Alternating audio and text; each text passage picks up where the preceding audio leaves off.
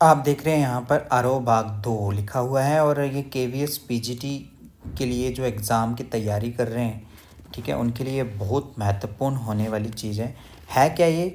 यहाँ पर मैं आपको बताऊँगा कवि लेखकों के महत्वपूर्ण विचार।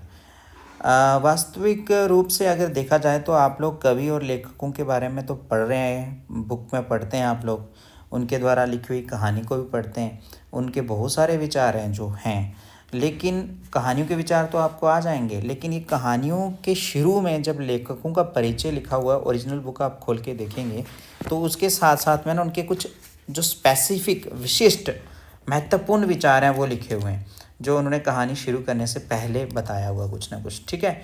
तो ये विचार अगर आपके एग्ज़ाम में पूछ लिए जाएं तो आप तो सोचोगे अरे कहानी में तो ये हमने कहीं पढ़ा नहीं है, तो ये कहाँ से आ गया? तो ये आया हुआ है आपको कहानी के शुरू में लेखक परिचय के लगभग शुरू होने के समय में ये सारी चीज़ें लिखी हुई हैं, ठीक है। आपको मैं पहले भी कह चुका हूँ कि जो भी यूट्यूब पे जो वीडियो बनाते हैं, जो लोग आपको पढ़ा रहे हैं यूट्यूब पे, वो ऐसा नहीं है कि वो सर्वगुण संपन्न है, सब कुछ उनको आता ही है, ऐसा कुछ नहीं है, ठीक है। वो अगर बुक से पढ़ा रहे हैं, बुक देख करके पढ़ा रहे हैं तो हो सकता है वो अच्छा पढ़ा रहे हों, ठीक है। अगर बुक के बिना पढ़ा रहे हैं तो आप उनको उनके ऊपर संशय करना चाहिए। आप भी क्या करें, बुक ले लें, आरोह भाग 1 आरोह भाग 2 दोनों बुक ले लें, आपके पास हार्ड कॉपी होनी चाहिए।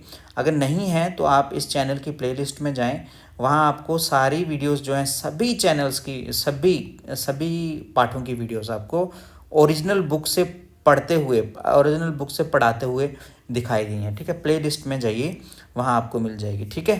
तो दोस्तों, अगर चैनल सब्सक्राइब नहीं किया तो सब्सक्राइब कर लें, वीडियो अंत तक जरूर देखें। चलिए शुरू करते हैं। यहाँ लिखा हुआ है, पूर्व चलने के बटोही बाट की पहचान कर ले। पूर्व चलने के बटोही बाट की पहचान कर ले, ये किसने कहा है? हरिवंश राय बच्चन जी ने ये कहा है, ये पता होना चाहिए आपको। पूर्व चलने के बटोही बाट की पहचान कर ले, ये किसने कहा है? हरिवंश राय बच्चन, अमिताभ बच्चन के पापा ने ये बात कही हुई है कि हे पूर्व चलने के बटोही बाट की पहचान तो कर ले। तो हरिवंश राय बच्चन जी ने ये सुंदर पंक्तियाँ अपने विचारों के रूप में प्रस्तुत की हैं। तो अब दूसरा, जहाँ नदियाँ समुद्र से मिलती हैं वहाँ मेरा क्या है? जहाँ नदियाँ समुद्र से मिलती हैं वहाँ मेरा क्या है? मैं नहीं जानता लेकिन एक दिन जाना है उधर, ये किसने कहा है? आलोक धनवा। आलोक धनवा ने ये कहा हुआ है कि जहाँ नदियाँ समुद्र से मिलती हैं वहाँ मेरा क्या है, मैं नहीं जानता लेकिन एक दिन जाना है उधर। आलोक धनवा ने ये बात कही है। अब उसके साथ में, ना जाने कब से बंद, ना जाने कब से बंद, एक दिन इस तरह खुला घर का दरवाज़ा। एक दिन किस तरह खुला घर का दरवाज़ा? जैसे गर्द से ढकी एक पुरानी किताब, जैसे गर्द से ढकी एक पुरानी किताब। ये कुंवर नारायण जी का विचार है, कुंवर नारायण जी के विषय में हमने पढ़ा हुआ है ना। न जाने कब से बंद, एक दिन इस तरह खुला घर का दरवाज़ा, जैसे गर्द से ढकी एक पुरानी किताब। बहुत सुंदर वचन है। अब उसके बाद चौथा विचार है कि कुछ होगा अगर मैं बोलूँगा। क्या लिखा है इन्होंने? कुछ होगा अगर मैं बोलूँगा, ना टूटे तिलिस्म सत्ता का। ना टूटे तिलिस्म, तिलिस्म होता है जादू, तिलिस्म सत्ता का मेरे अंदर एक कायर टूटेगा। ये किसने कहा है? रघुवीर सहाय जी ने ये पंक्तियाँ कही हुई हैं, ठीक है। उसके बाद बढ़ते हैं आगे। तुमने धरती का पद्य पढ़ा है, ये प्रश्न है, ठीक है। तुमने धरती का पद्य पढ़ा है, तुमने धरती का पद्य पढ़ा है, उसकी सहायता, उसकी सहजता प्राण है, ठीक है। जैसे लिखा होता है वैसे ही पढ़ना है, ठीक है। तभी मैं आपको कह रहा हूँ जैसे लिखा हुआ है बुक में वैसा ही मैंने पढ़ा है। अब मेरे जो पढ़े हुए पाठ हैं प्लेलिस्ट में हैं, उनको आप सुनेंगे तो आपको सुनते ही आ जाएगा, ठीक है। तुमने धरती का पद्य पढ़ा है, उसकी सहजता प्राण है, ऐसा किसने कहा? शमशेर बहादुर सिंह जी ने, ठीक है। शमशेर बहादुर सिंह जी ने ऐसा कहा। तुमने धरती का प्राण पढ़ा है, उसकी सहजता प्राण है। उषा कविता इन्होंने लिखी हुई है। अब नवगति नवलय ताल छंद नव, ये देखो कितनी बड़ी पंक्तियां निराला जी ने लिखी हुई हैं। नवगति नवलय ताल छंद नव, नवल कंठ भव जलद मंदरव। इतना भी लिखा हो सकता है आपकी बुक में, या इतना भी आपके उसमें एग्ज़ाम में आ सकता है। नवगति नवलय ताल छंद नव, ये पंक्तियाँ किसकी हैं? तो आपने क्या बताना है किसकी हैं? निराला जी की। नव नभ के नव विहंग वृंद को नभ पर नव स्वर दे। तो निराला जी की लिखी हुई ये पंक्तियाँ, ठीक है। अब नव नव जब भी आएगा तो आप निराला जी को वहाँ जोड़ देना, क्योंकि और किसी ने नव नव किया नहीं है। तो अब 7वें नंबर पे हम चलते हैं। अब तुमसे रुखसत होता हूँ, ये एक शेरों की तरह है, ठीक है। अब तुमसे रुखसत होता हूँ, आओ संभालो साजे गज़ल, नए तराने छेड़ो मेरे नगमों को नींद आती है। ये किसने कहा है? फिराक गोरखपुरी जी ने, ठीक है। दुष्यंत कुमार जी भी गज़ल लिखते हैं और फिराक गोरखपुरी जी भी। तो यहाँ थोड़ा सा कन्फ्यूज़न हो जाएगा आपको, क्योंकि उनका भी कुछ इसी तरह से विचार रहते हैं, तो वहाँ कन्फ्यूज़ मत होना, इसलिए इसको ध्यान से देखना। अब तुमसे रुखसत होता हूँ, आओ संभालो साजे गज़ल, नए तराने छेड़ो मेरे नगमों को नींद आती। फिराक गोरख दुष्यंत कुमार जी आरोह भाग 1 में हैं, उनके भी जो विचार हैं वो वाली वीडियो भी आपको इस चैनल पे मिल जाएगी, उसको भी आप देख लो, ठीक है। उमा शंकर जोशी जी कहते हैं कि तंग आ गया हूँ बड़ों की अल्पता से। उमा शंकर जोशी जी क्या कहते हैं कि तंग आ गया हूँ बड़ों की अल्पता से, जी रहा हूँ देखकर छोटों की बड़ाई। ये किसने कहा है? उमा शंकर जोशी ने, कि तंग आ गया हूँ बड़ों की अल्पता से। अल्पता क्या होती है? मतलब अज्ञानता से। और जी रहा हूँ देखकर छोटों की बड़ाई। अब उसी तरह से 9वां विचार जो है वो है, संसार में मानव समुदाय में वही व्यक्ति स्थान और सम्मान पा सकता है, ठीक है। ये महादेवी वर्मा जी ने कहा है कि संसार में मानव समुदाय में वही व्यक्ति स्थान और सम्मान पा सकता है, वही जीवित कहा जा सकता है। कौन? जिसके हृदय और मस्तिष्क ने समुचित विकास पाया हो, जिसके हृदय और मस्तिष्क ने समुचित विकास पाया हो, और जो अपने व्यक्तित्व द्वारा मनुष्य समाज से रागात्मक के अतिरिक्त बौद्धिक संबंध भी स्थापित कर सकने में समर्थ हो। ऐसा महादेवी वर्मा जी ने कहा है। यहाँ पूरा विचार ना लिख करके मैं आपके लिए हिंट के रूप में ये लिखा है कि संसार में मानव समुदाय में वही व्यक्ति स्थान और सम्मान पा सकता है, वही जीवित कहा जाता है। ऐसी पंक्तियाँ किसने कही हैं? तो ऐसी पंक्तियाँ कही हैं महादेवी वर्मा जी ने। अब हम बढ़ते हैं आगे 11वें नहीं मतलब 10वें हम लोग 10वें विचार को पढ़ने जा रहे हैं, जो लिखा हुआ है जैनेन्द्र कुमार जी ने। तो जैनेन्द्र कुमार जी क्या कहते हैं? यथार्थ को अंतिम सत्य के रूप में ओढ़कर जो अपने को विवश मान बैठ सकता है। किसको मानकर? यथार्थ को अंतिम सत्य मानकर, सत्य के रूप में ओढ़कर जो अपने को विवश मान बैठ सकता है, वही तो असमर्थ है, ऐसा जैनेन्द्र कुमार जी कहते हैं। और इसके बाद वो क्या कहते हैं? पर जिसने सपने के सत्य के दर्शन किए वह यथार्थ की विकटता से कैसे निरुत्साहित हो सकता है। तो ये जैनेन्द्र कुमार जी ने ये पूरा विचार लिखा हुआ है मैंने यहाँ पर।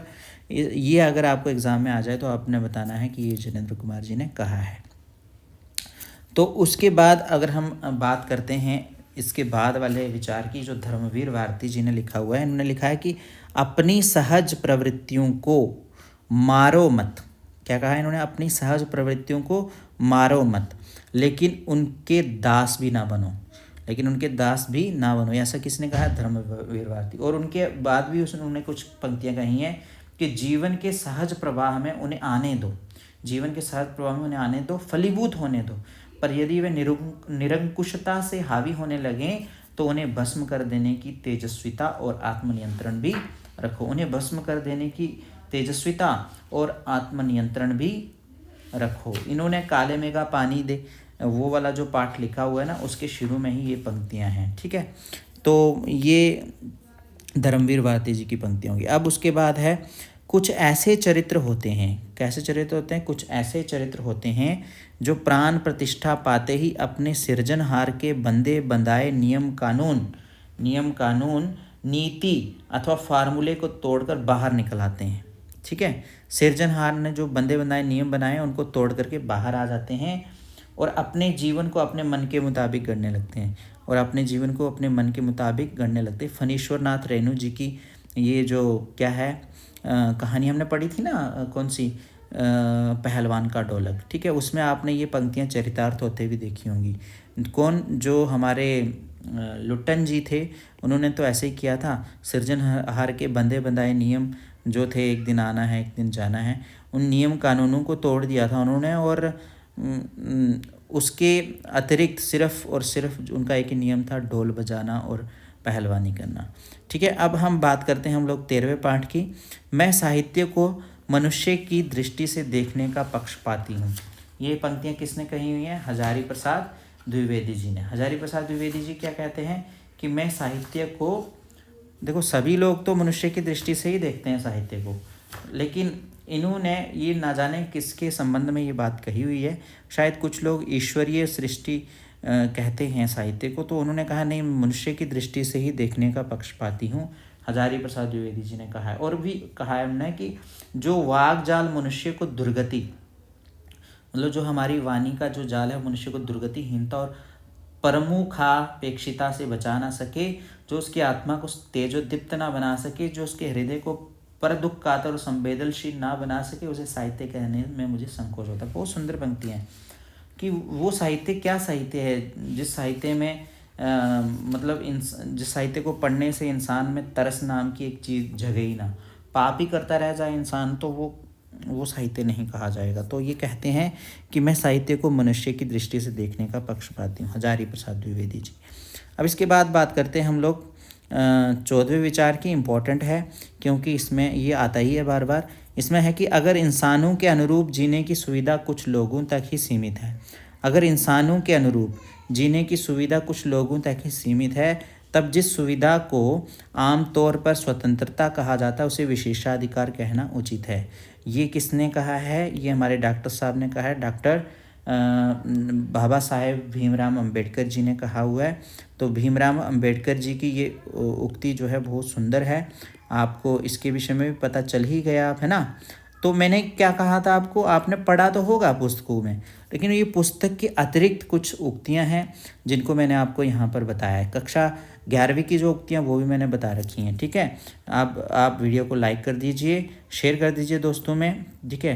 पीजीटी हिंदी के लिए अगर तैयारी कर रहे हैं तो हमारे चैनल से जुड़े रहें, सब्सक्राइब करें हमारे चैनल को। बहुत इंपॉर्टेंट चीज़ें हैं जो स्टडी के बेस्ड पे हैं, ठीक है।